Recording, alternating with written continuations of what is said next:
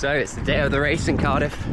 I'm here with the one and only Jacob Can. Hello. Here in Cheltenham. We're on an easy run before the race this afternoon. Feeling good. How are you feeling, Jacob? I'm feeling pretty good. Yeah. Well, I always feel pretty terrible in the morning, so by race time I'll be alright. So. Yeah. I mean, your mum's spaghetti bolognese last night was amazing. Definitely, yeah, rocket fuel. That's why this boy runs so fast. Yeah, live on bolognese. Although to be fair, the cake was also nice too. That was good. But yeah, we'll just catch you when we're over in Cardiff and finish off this run. Yeah. Right. Let's go. Well done, Hannah, the literary colours.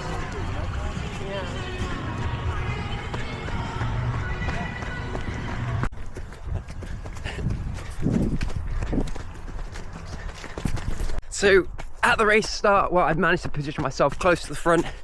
It's basically looking for my good mate Jacob Can on the start line, and well, my whole race strategy going into it was not to rely on Jacob, but if I could be in touching distance of Jacob, I know I'm doing well, because I knew Jacob was going for a very high spot. He was looking to try and win the Cardiff Cross Challenge from my chat in the car, and he had a real good chance of that.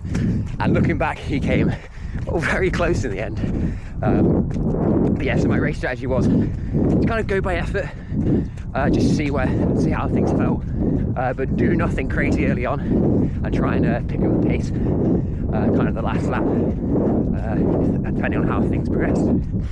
And so gun goes off, I kind of find myself right where I want to be, working right in that lead pack, and yeah, that's really the main goal.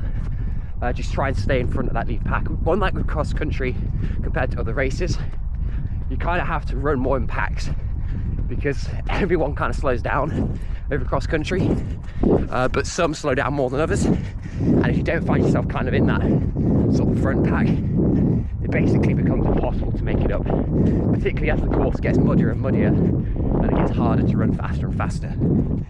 And the Cardiff cross country course at the Cross Challenge this year, well, it was a little bit wet underfoot. You know, it's rained a little bit overnight now, it's now Monday. But yeah, it's a bit soggy underfoot. And granted, it kind of is fast running because it is mostly across playing fields, but it was soft ground. Running over soft ground, it takes a little bit more out of you than if you're running over harder ground, because you have to almost power through the soft ground a little bit. Now, as we kind of approach kind of the first hill on the course itself isn't really that hilly. It's just kind of one bit into the wooded section where you got a little bit of a hill. You do feel it, and it was very slippy actually around one of the corners on this wooded section. I think one of the Kenyans almost fell back into me when I was going around the corner on one of the laps. So yeah, it was certainly, you know, a challenge negotiating that corner. And actually on the first lap I find myself, well, right up there in the lead group, so I managed to find the perfect line for this corner and almost just got on the inside, and yeah, just find myself near the front. So kind of as that pace settles down, you get through to that first mile, there's a big group of us actually working together at the front. We kind of clearly separate ourselves from the rest of the field, and it's kind of approached the log jump. That was fun in itself, although it wasn't so fun the third time around because I was a bit tired at that point. But on the first lap of 3, it was well, it was nice. It was a nice change to momentum. And what we normally find in cross-country races is that big pack that forms to slowly dwindle down over the course of the race, and exactly what happened actually in this race.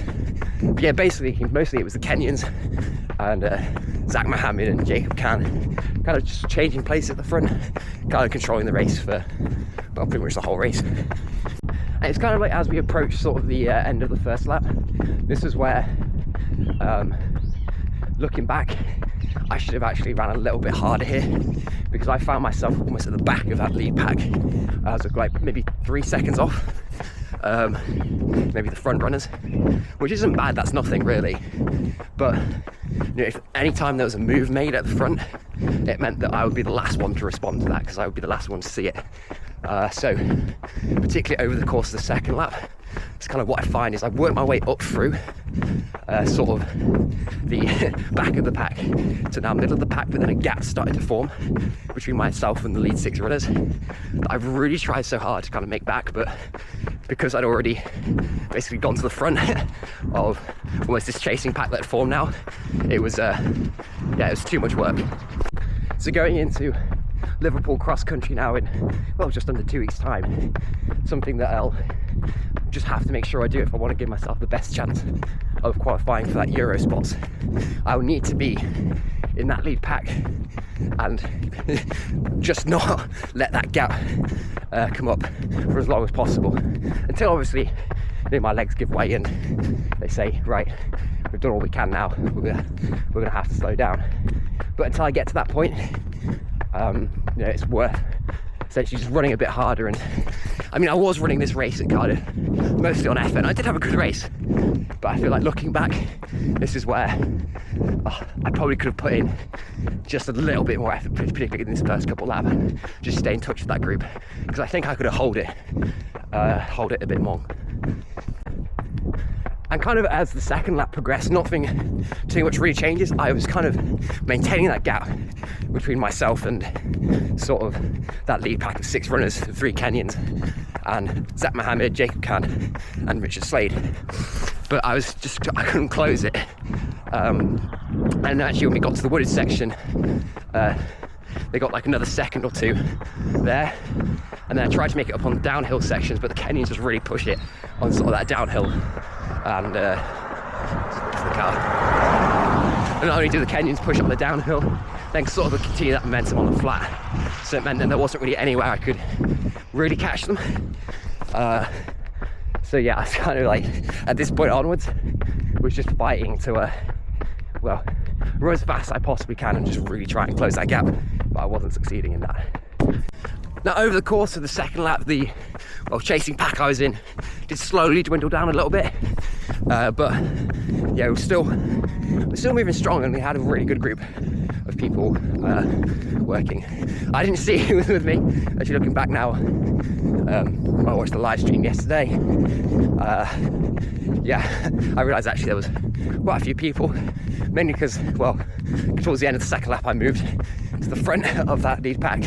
I only saw 1 or 2 people come past me from that point onwards. But yeah, we all did, all those who was in that chasing pack, yeah, thanks for sharing some of the work. That was it was good to race with all you guys. And yeah, it was definitely a fun time up in Cardiff. I should say down in Cardiff, give Cardiff is south of me, but anyway, it was a fun race regardless. And over the course of the third lap, well, this is where, kind of as expected, the Kenyans made their move. They started to ramp up the pace a little bit, whilst my chasing pack, we were now kind of struggling a little bit. I could tell we were struggling because, well, I was the one, well, trying so hard to try and catch them right at the front, but no one else really wanted to take it on, particularly through sort of the muddy section at kind of the back end of the course. But over the course of the hill, I did lose again a couple of seconds. Didn't get the right line on the inside and slowed down a little bit, but then made up the gap and caught up some of those who had a much better line over the kind of the downhill and flat sections. At this point in the race, you know, everyone's hurting, but I was hurting a little bit, but I felt like, come on legs, move faster. That's what was kind of going on in my head. I didn't really feel too tired, just that I was really struggling to kind of push myself and run faster. And I don't know how accurate my heart rate monitor is for the race, but yeah, that's a very low heart rate I had for a race. That's probably less than I've had for some of my tempo runs out there. But yeah, I don't think that's a true reflection of the race itself. And yeah, over the course of this last lap, we were kind of people dodging. We were lapping runners left, right and centre. But luckily I was kind of able to find sort of a good line, and kind of through the runners, which certainly helps a lot.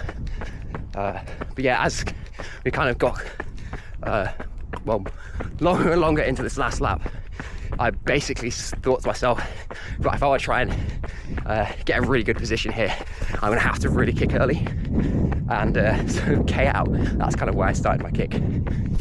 And at this point, when I did start that kick, well, everyone else in the group, well, kind of fell off, other than 2 others and myself, of course. So Gus McMillan was with me, and the guy from the Netherlands too.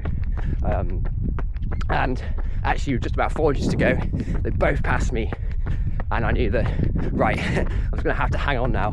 I don't know if I'm going to be catching them over the sprint finish. And yeah, basically, as we turned the last corner and came down the slight downhill, it's like a slight downhill, it's probably like a little bit of ditch more than anything. Yeah, I basically just turned on the top end speed, the 5th gear in a Fiat 500, to try and see if I could catch them. And of course, in a true Fiat 500 style, I felt like I was moving so fast, but I wasn't really moving that fast, and I wasn't really gaining on them. But I did sprint, probably the hardest I sprint in a race, because it was like the gap didn't get any bigger. I just sort of maintained it. So yeah, I just didn't have that, well, top end finishing speed to really close any harder. But yeah, definitely pleased with how the race went. I came home in 9th overall as the 5th Brit. So yeah, definitely a good race, and it was good to kind of mix it in with some of the top guys who've had some great seasons this year. So yeah, definitely in a strong place, looking at things going into Liverpool in just under 2 weeks time now. So yeah, I'll bring it back now to some of the post-race vlog footage. Once it's so sunny in Cardiff. I've never known it to be sunny in Wales. You do some big miles then? Oh. Cool down with the boys. Do you guys want to introduce yourselves and where you placed today? My first, sorry, I'm Rich. I was 3rd Brit, 6th overall today. Bit behind Jacob, he's just about there. Yeah. Hello, I'm Tom Wood, otherwise known as Twood. Today, not the finest, I think somewhere in the 20s. We have Graham, also from Oxford, cross country here, and I'll pass to Jacob. Oh, what? No, don't pass to me. Right, this is Jacob next to me. Hello. You know Jacob. Jacob was 2nd Brit today, I think 5th overall, so Yeah. he's one speedy boy. One speedy boy. Yeah. And yeah, that was definitely a fun race today, boys, wasn't it? Kenyans went off, well, as expected, the last lap. Yeah. Dropped everyone. And I think I was 5th or 6th overall for the Brits. I think I was just inside the top 10. So not bad off the marathon training. But yeah, speed is slowly coming back to the legs, once and for all. 164 Yeah, no, static. me and Gruen running 64s off static, and you boys running 66s off King Good job. Yeah. Yeah, and then I had 70s on the plan on that day. So overall, pretty successful day today. Just nice to have a chat with the boys on a good cool down. My grind don't stop though, because we need to get a bit more miles for this cool down, so I'm gonna do another 10 more minutes. So yeah, feeling pretty good. So probably close out sort of this I suppose race vlog right now, and also just mention that yeah, next on the cards will be Liverpool Cross in 2 weeks time, and yeah, definitely feeling excited for that one, especially after today. So yeah, will be fun. Definitely the legs are starting to get some speed into them over the cross. The transition off that marathon strength is certainly going well, and yeah, I think is, well, starting to pay dividends. The aerobic stimulus you get from the marathon is bigger than any other kind of training you do out there. So yeah, definitely feeling good. So I think that's really all I have to say in today's video. Hope you guys have enjoyed. hope you enjoyed some other people featuring the vlog, especially Mr. Can, who's absolutely having a stormer of a season so far. Expecting big things from him. And yeah, we'll bring you into kind of the last episode of this workout series that helped me to run a fast half marathon, so that will come out in the next couple of weeks. So without further ado, I'll see you then. Don't forget to like, comment and subscribe, and I'll see you in the next one.